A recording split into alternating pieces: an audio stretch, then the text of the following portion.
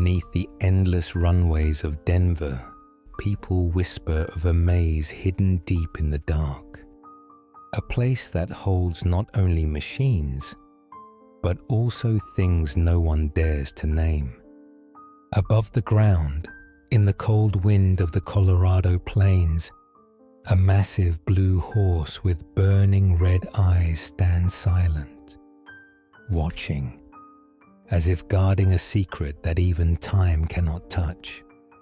This is Denver International Airport, opened in 1995, and for nearly 3 decades, it has never been ordinary, because beneath the concrete, beneath the strange symbols, lies a story of obsession, of belief, and of things people only dare to whisper about in the night. And tonight, we will listen to that story.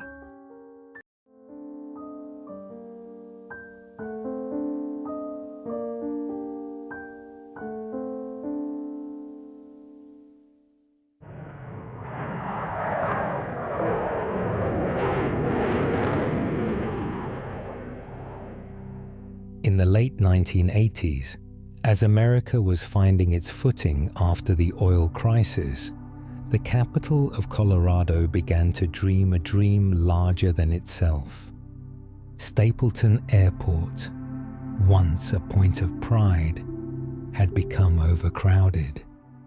Runways built for a few hundred flights a day were now struggling under thousands of takeoffs and landings. People living nearby complained about the endless noise. Airlines said there was no room left to grow. Denver's leaders realized they needed more than just a bigger airport. They needed a symbol, something that would represent the future and the rebirth of the American West. No one knew then that this decision, meant only to replace an old airport, would open decades of questions and speculation that never really went away. The idea of a completely new airport was presented as a bold vision, a plan to make Denver the aviation crossroads of America, the meeting point of East and West, of North and South. Many doubted it, but the city believed that if Denver wanted to step into the future, it needed a gateway of its own, a door to the world. And so the project began. Denver International Airport. DIE. Blueprints stretched across long tables. Engineers traced the lines of what they called the airport of the next century. The site lay to the northeast of the city, a vast open plain of grass and wind. No buildings, no major roads, just emptiness. To some, it was a reckless choice. To Denver, it was an opportunity, a space with no limits, big enough to hold a dream. When the decision was announced, the city was divided. Some believed, others laughed. But either way, Denver had begun its longest journey. To build an airport in the middle of a field, where the first witnesses would be the wind and the dust. When the first plans were revealed, people were stunned. The project would cover more than 53 square miles, the largest in the United States, several times the size of Manhattan Island. At that scale, DIA was not just an airport. It was a city unto itself. Inside the plans were runways, terminals, maintenance centers, fuel depots, control towers, and an underground system designed to run 24 hours a day. Architects called it a closed ecosystem, a living machine for a new era. But sometimes, the more perfect the machine, the more space it leaves for imagination. A space Denver has never quite filled. The most striking part of the design was the roof of the main terminal. Dozens of steel masts rose upward, holding a white fiberglass fabric coated with Teflon, shaped like the peaks of the Rocky Mountains to the west.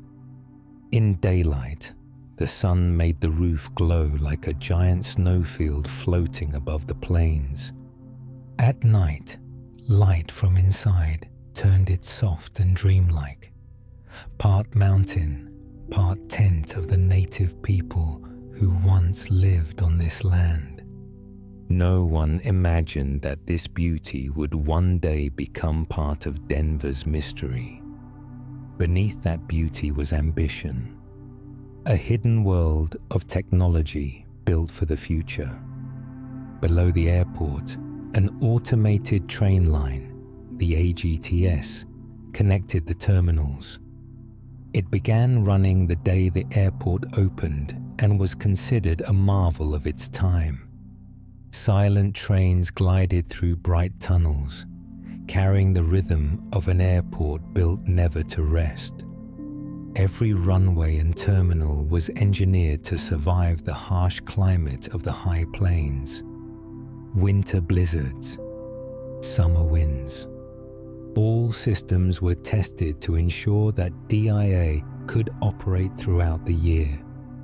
Yet its size and cost made some people uneasy. Many in Denver said it was too large, too deep, too much for what the city really needed. But to its leaders, this was never just about transportation. It was a declaration that Denver belonged among the great cities of America, a statement of faith that the West could still write its own story. Flights continued to rise and fall. The light still glowed beneath the white canopy, and as long as the wind keeps moving across that roof, the story continues. Quiet, enduring, like the steady breath of Denver at the heart of America. The project began with praise and high hopes, but as construction went deeper, the dream began to feel heavier. Denver International Airport was meant to be completed in 5 years, yet time quickly slipped away. The opening date was repeatedly delayed. People began to ask why something that was supposed to be just an airport could take so many years to finish. Costs kept rising. From a modest estimate, the total budget grew to more than $2 billion over its projection, an enormous sum for the city at that time. Every month, millions more were spent on materials, labor, and the development of complex new systems. On the front pages of newspapers, one phrase began to appear over and over again: delayed project.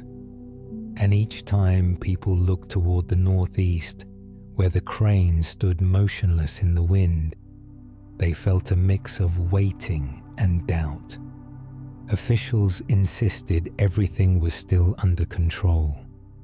They said the delays were expected for a project of such scale. But when the numbers grew beyond belief, those explanations no longer felt convincing.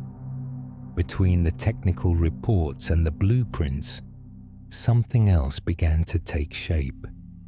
A silence that no one could explain. Because once people start to doubt, even silence begins to make a sound. And from that moment, Denver was no longer just building an airport. It was building a legend. When the work was finally done, all eyes turned to opening day, February 28, 1995.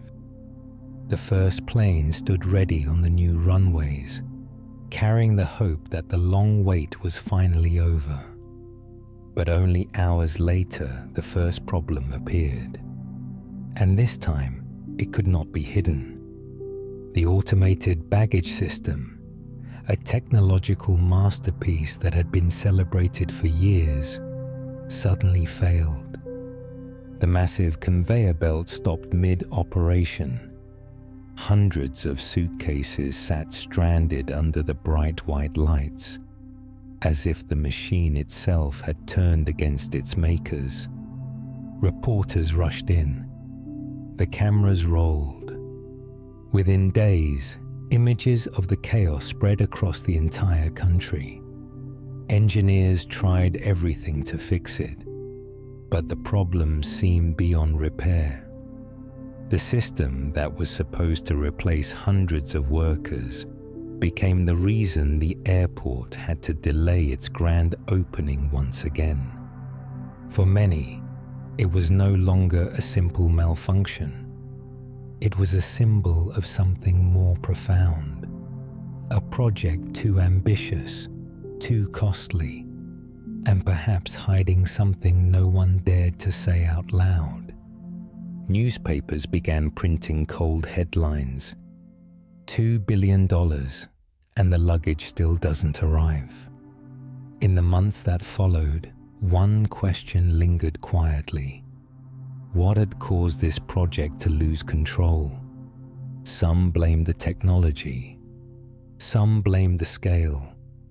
But for Denver, those answers were never enough. The open fields were now covered in concrete, but in the minds of the people, that land still held something more than they were told.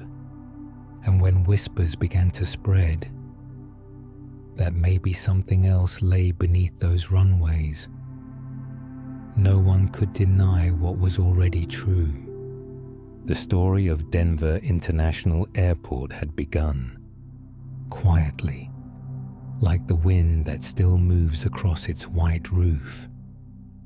The unanswered questions about the cost and the lengthy construction period at Denver International Airport soon opened a new path of speculation. People began to look toward the northeastern plains with a different sense of anticipation, as if beneath that vast stretch of white concrete, something was breathing, slow, steady, and hidden. Then the first whispers began to spread. In coffee shops, across small newspapers, in conversations that stretched long into the night. They said that beneath the airport lay another world, a network of tunnels running for miles, layer upon layer where light never reached. Some called it the arteries of the elite, a secret refuge built by the government or by a hidden organization, waiting for the end of the world. No one had seen it, but the story spread faster than any plane leaving Denver. Some claimed they had worked underground, having seen doors that led deeper than the technical floors. Others said they had heard the hum of machines in the night, echoing from the earth like the breath of a giant engine. And the question kept returning. If this is only an airport, why does it need tunnels that stretch for miles? Soon rumors grew louder. Some reports claimed that the tunnels extended far beyond the airport, all the way to NORAD, the military base buried deep inside Cheyenne Mountain, nearly 100 miles away. NORAD, the North American Aerospace Defense Command, was built to survive even a nuclear blast. The idea that Denver's airport might be secretly connected to it ignited the imagination of an entire nation. People spoke of vast tunnels wide enough for trucks, of secret passages built for evacuations, for moving supplies and influential people during times of crisis. And somewhere in Denver's collective memory, these stories merged into mist. stories everyone had heard, but no one had ever truly seen. The more people repeated them, the larger they grew. Like all legends, they fed not on proof but on imagination. Then one day, rumor met reality. When the question, "Are there tunnels under the airport?" became too big to ignore, Denver International Airport finally spoke, and lights were turned on beneath the ground that everyone had feared for so long. Yes, there were tunnels, but not the kind people imagined. According to official reports, the underground system was built only for logistics, to move baggage and cargo between terminals, technical areas, and maintenance facilities. Less than 2 miles long, circling the central part of the airport. To the engineers, they were simply the arteries of the airport, electric carts carrying luggage, workers checking pipes, cables, and systems that keep everything running smoothly. Those who had been down there described it the same way. Cold, wide, the air filled with the hum of ventilation, the sound of wheels rolling across metal floors, fluorescent lights reflecting off grey concrete, creating a hollow, colourless space. And maybe that emptiness, that eerie silence, was what made the idea of an underground city so easy to believe. Diaz's management explained clearly, there are no hidden rooms, no secret bunkers, no passage to NORAD.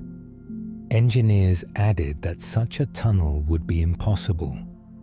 Between Denver and Colorado Springs lies a stretch of solid mountain rock. It would take decades and a nation's budget to dig through it. Still, not everyone believed them, because truth rarely feels as exciting as mystery. And sometimes, denial only makes curiosity grow stronger. Blurry photos taken in the tunnels, whispers from former workers, old newspaper clippings from the 90s, all came together to build a vault of rumors that no one could ever confirm. Some said extra levels were built and sealed off during construction. And so, between fact and fiction, the story lived on, as if Denver had built not only an airport, but a legend. Years later, when renovation work began, the rumors rose again. Some claimed the construction had reopened old passageways, doors once hidden in the dark. But the official explanation was simple. The tunnels now serve two purposes: drainage and de-icing. Pipes and channels are designed to keep the runways dry during winter, to prevent ice from forming on the surface. No record, technical or administrative, has ever mentioned a secret bunker. Journalists who visited the maintenance areas confirmed this as well. Beneath Denver International Airport are only narrow corridors, electric lines, air ducts, and the rhythmic sound of conveyor belts.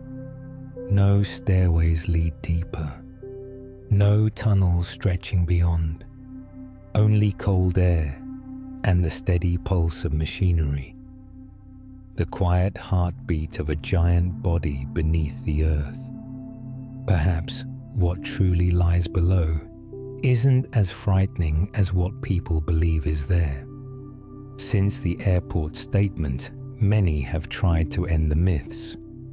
But like the tunnels themselves, the story continues, not made of concrete, but of imagination. Because maybe every great structure has two realities, one built by engineering and one built by belief. For 30 years, Denver International Airport has stood as both an airport and a mirror, reflecting the way people look into darkness and see themselves. In the main hall of Denver International Airport, there is a single black granite plaque. To most travelers, it looks ordinary. A dedication stone engraved with the names of those who built the airport and the emblem of the city of Denver. But for those who love mysteries, that plaque marks the beginning of one of the most talked about legends in America. Because on that smooth, silent surface, there are two details that make everyone stop. The first is the symbol of the Freemasons. The compass and the square, crossing at the center, with the letter G engraved inside. The second is the phrase New World Airport Commission, the name of an organization no one has ever heard of. From that moment, the plaque was no longer just stone. It became a mirror, reflecting every theory people brought to it. Visitors lean close, reading the words again and again, as if searching for a hidden code. To them, the connection between Freemason and New World could not be a coincidence. Freemasonry, an ancient brotherhood surrounded by stories of power and secrecy, and New World, evoking the idea of a new world order. The secret system is said to control governments and banks across the globe. And so, what was meant to be a dedication became something else. The center of whispers about a hidden world order beneath Denver's runways. People began to ask, who is the New World Airport Commission? Why is it written here? Magazines, newspapers, and early internet forums began weaving their theories. Some believed it was a network of the world's elite, building an underground refuge for the rebirth of humanity. Others said it was a message from the Freemasons, proof that their power still stood right beneath the open sky. Writers analyzed every detail: the position of the plaque, the way the light fell across it, even the spacing of the letters, claiming hidden meaning in every line. From one small stone, Denver International Airport became a focus of endless questions. When local reporters began to investigate, they discovered that the New World Airport Commission had never legally existed. No records, no address, no listed members. All that remained were a few faded photographs from the 1995 opening ceremony, when the plaque was unveiled beneath blue cloth beside a small group called the New World Airport Commission. Some said it was nothing more than a play on words, a slogan meaning the airport of the new world, symbolizing Denver's step into modern aviation. But once a rumor takes root, logic can no longer stop curiosity. And then something unexpected happened. Instead of denying the stories, the airport smiled. That smile changed everything.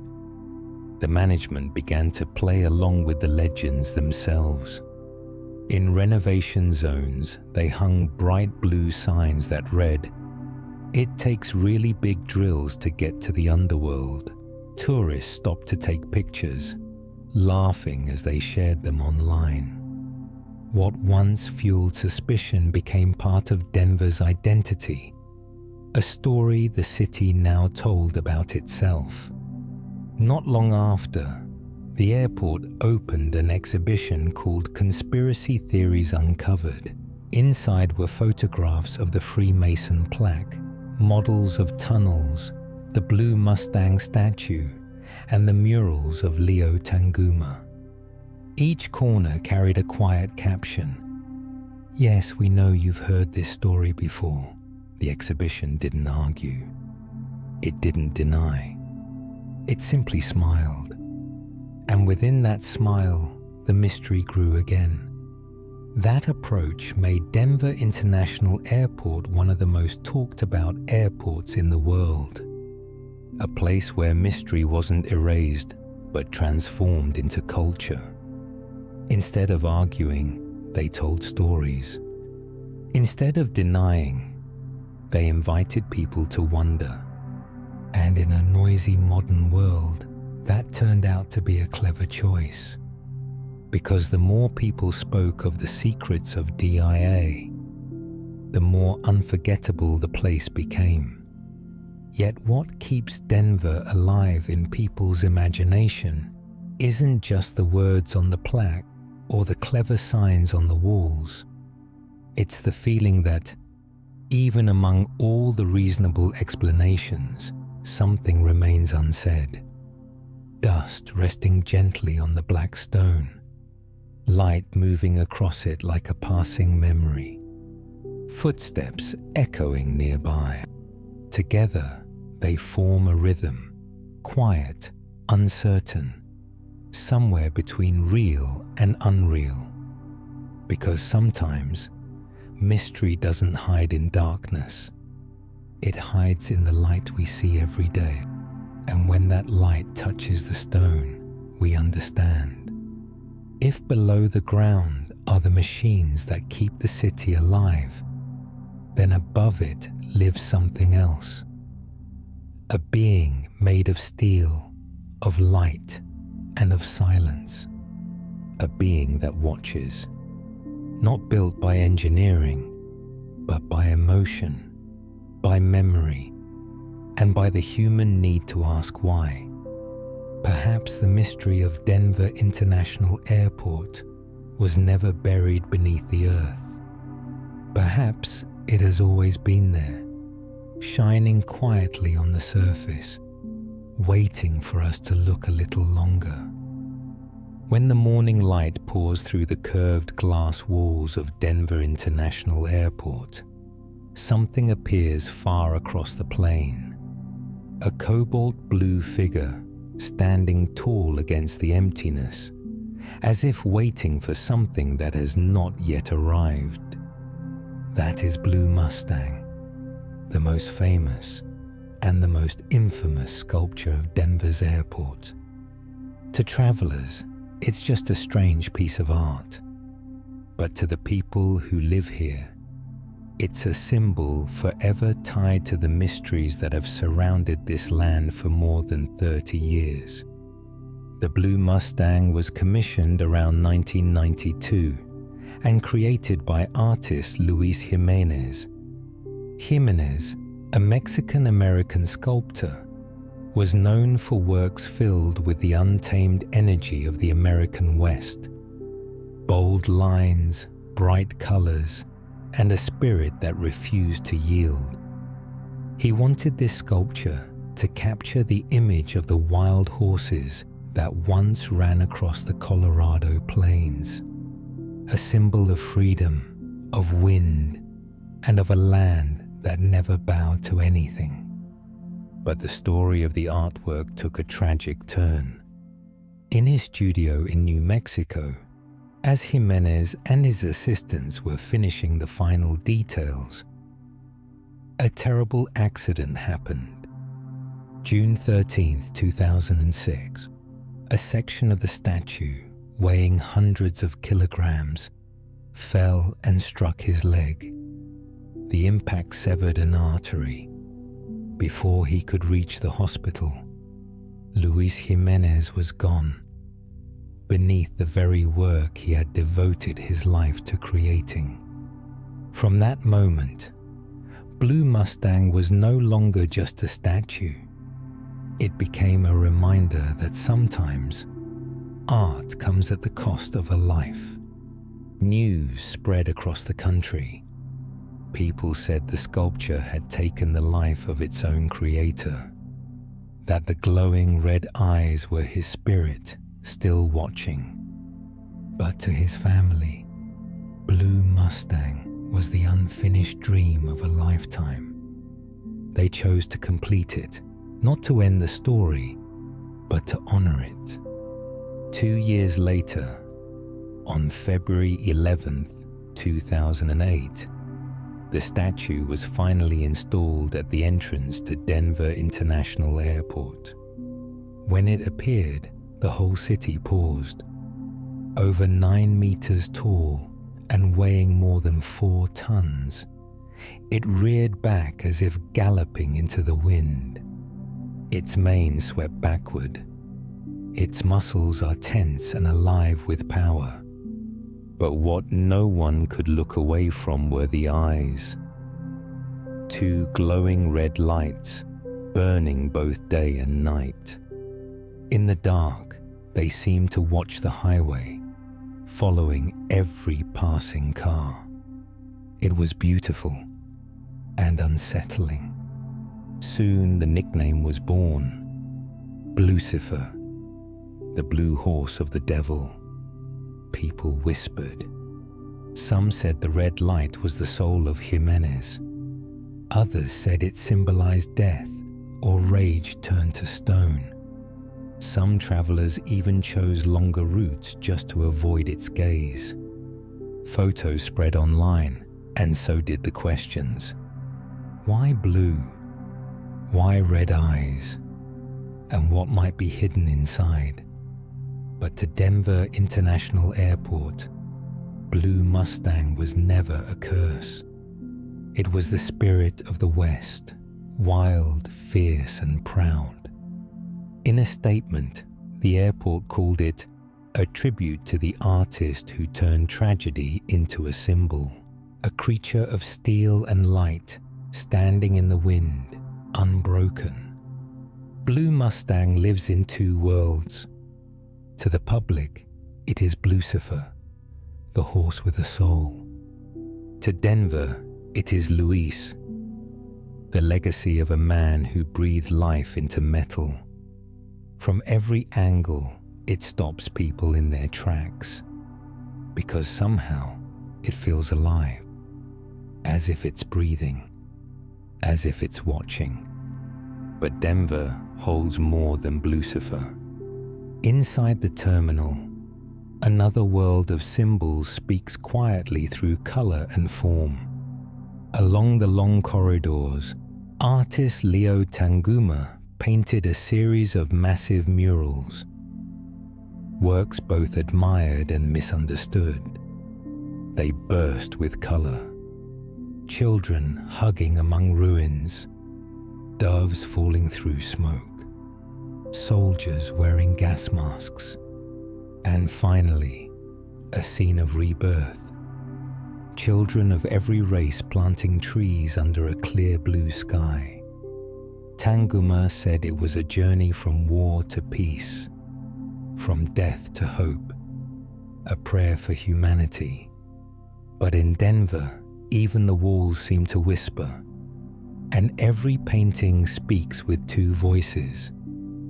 One from the artist, and one from the people who look upon it. Because sometimes, what we call art is also a reflection of our fears. Many began to say the murals were prophecies, that the soldiers and the masks were signs of an apocalypse, that they were not memories, but warnings of a new world order. And so, the paintings meant to celebrate peace became the backdrop for endless theories. It was as if the airport itself was built to feed its own legend. Every symbol opened another door for imagination to step through. Blue Mustang, the blue horse blazing against the sky.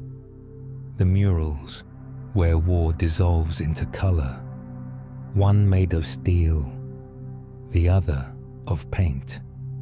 Together, they tell the same story about beauty, about loss, and about the strange strength of humanity when faced with the unknown. As travelers walk through the terminal, sunlight reflects against the glass, and far away, the red eyes of Blucifer glow once more. In that moment, it's hard to know where art ends and where legend begins.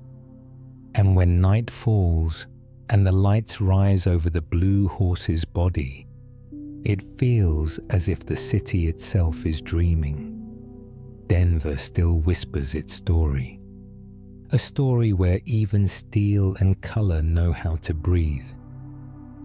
From above, Denver International Airport looks like a metallic flower blooming in the plains of Colorado. But for many, that shape has never felt so simple. In satellite images shared across the years, the airport's runways spread in every direction, crossing and curving slightly where they meet.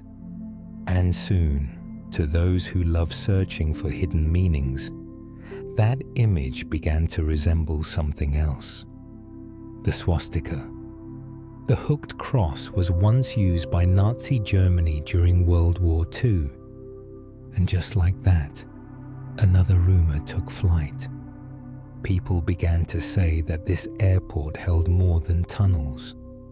It carried a secret message, that the runways were not designed for planes, but to mark power, a sign of some hidden order. Online forums are filled with diagrams and theories. People traced the runways, connected the lines, compared the angles. Some said this could not be a coincidence, that the winds were only an excuse. That Denver, right in the heart of America, had hidden a dark symbol the world had never noticed. But when asked, the engineers had a far simpler answer. The layout was made for one reason only: to meet the wind. The high plains of Colorado are known for unpredictable gusts, shifting direction by the hour. The runways were built in 4 different directions, so planes could land and take off safely, no matter how the wind moved. There was no secret message, only design, only function. But maybe people have never truly feared the dark. They fear it only when the dark begins to take shape. And so, even when the explanation was clear, the images kept circulating. Because no matter how rational the truth sounds, it can never stop people from dreaming about what might be hidden.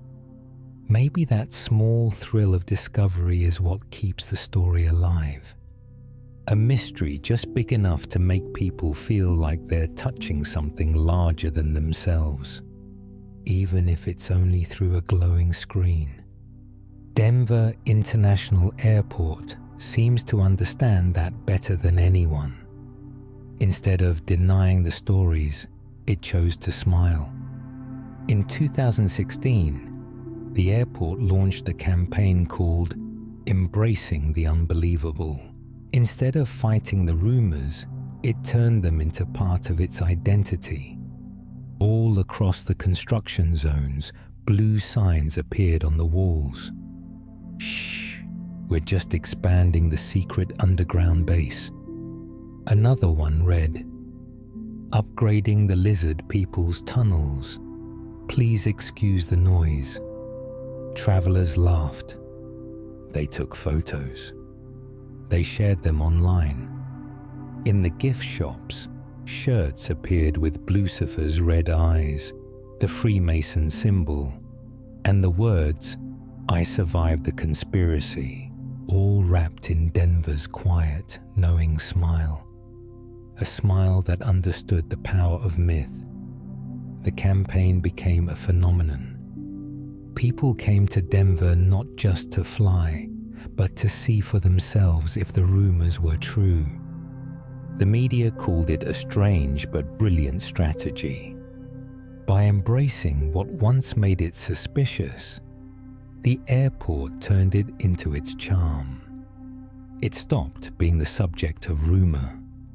It became the storyteller, a place that spoke for itself. Among thousands of airports around the world, Denver stands apart. It isn't just a place to arrive or depart. It's a living story, one that every traveler can add a piece of imagination to. Some come to photograph the white roof under the sun. Some come to see Blucifer's glowing eyes from a distance. And some come simply to ask, is that really all there is? From the runways said to form a swastika, to the Blue Horse, to Tanguma's murals inside, Denver International Airport has gone far beyond being an airport. It has become a mirror reflecting how people look at the world, through logic, through fear, through imagination. And when all the lights of the airport glow in the night, something becomes clear. The mystery was never in the concrete or the steel.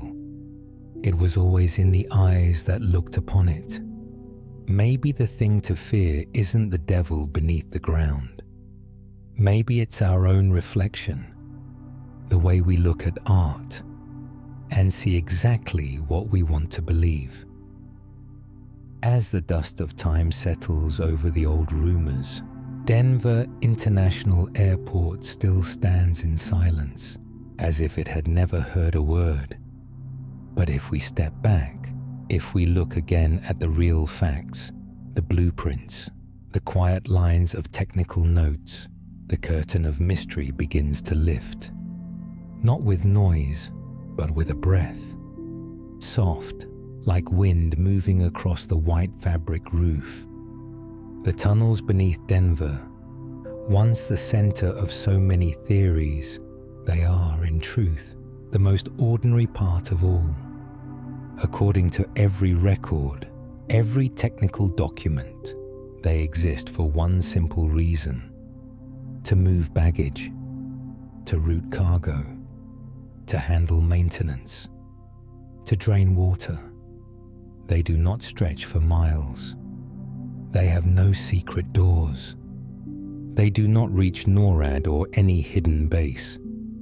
The entire network is located within a 2-mile radius of the terminal. Concrete halls, white lights, the sound of small electric wheels rolling across steel floors. One part of it was abandoned after the automated baggage system failed in 1995, then later reused for logistics. No shelters, no secret chambers, no network of power beneath the ground. Every trace of evidence points to one truth. This is engineering, not mystery. Even the Freemason plaque, the one travelers still stop to see, was simply part of a dedication ceremony. The compass and the square were there to honor the builders, the hands that helped raise the airport. The phrase New World Airport Commission was never a code, only a local committee formed to celebrate a new era of flight. New World meant nothing more than a new age of aviation. Records show the committee dissolved after the opening ceremony, leaving no trace behind. And yet, it is that silence that made people believe there must be something more. Because in a world where everything can be explained, we still long to hold on to a little mystery. Something that reminds us we are standing before what reason cannot reach. The same misunderstanding has touched the art in Denver. Luis Jimenez and Leo Tanguma, the two artists who helped shape the soul of this place, worked with the same vision: to celebrate life, to celebrate strength, to celebrate hope and rebirth. Blue Mustang, with its red eyes, was never meant to be a creature of darkness. It was a symbol of freedom, of wild energy, of the unbroken spirit of the West. The murals of Tanguma, filled with war and peace, were not prophecies. They were on a journey through darkness toward light. But once art leaves the hands of its creator, it belongs to those who look at it. And sometimes, the mystery lives not inside the art, but inside the gaze. Because every person carries a small mirror within themselves. And when they look at art, what they reflect is not the image, but their own fear. In that way, Denver International Airport has become that mirror. From the tunnels mistaken for secret chambers, to the plaques reimagined as symbols of power, it all points to one quiet truth. We search for mystery in the ordinary, because mystery makes the world feel alive. And even when the stories have no proof, they make us feel part of something greater than ourselves. Today, engineers still walk beneath the ground. Travelers still pass the Freemason plaque. Tanguma's murals still glow under the light of the terminal. And if you stop for a moment, if you look through the glass and the color, you might see the most straightforward truth of all. Every mystery here only reflects us. It reflects curiosity. It reflects fear. And it reflects the need to believe in what we cannot yet explain.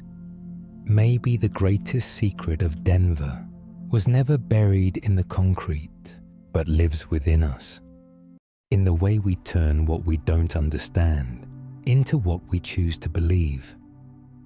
From the ambitious drawings of the 1980s, when Denver still dreamed of a gateway to a new century, to the quiet tunnels lying beneath layers of concrete, and the red eyes of Blucifer still burning in the night wind.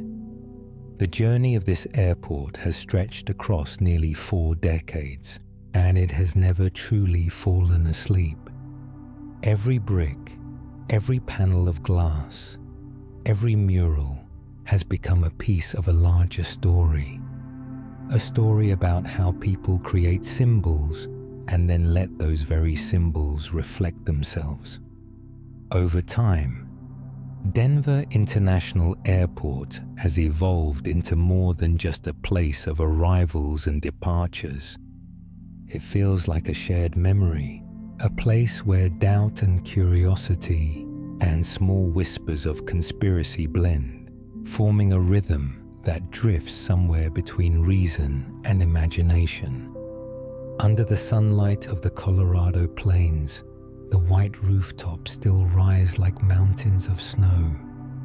And when night comes, light glimmers across steel, across glass, and across those glowing red eyes, as if the airport itself is still quietly watching the world around it. Everything continues to move, even when we believe it stands still.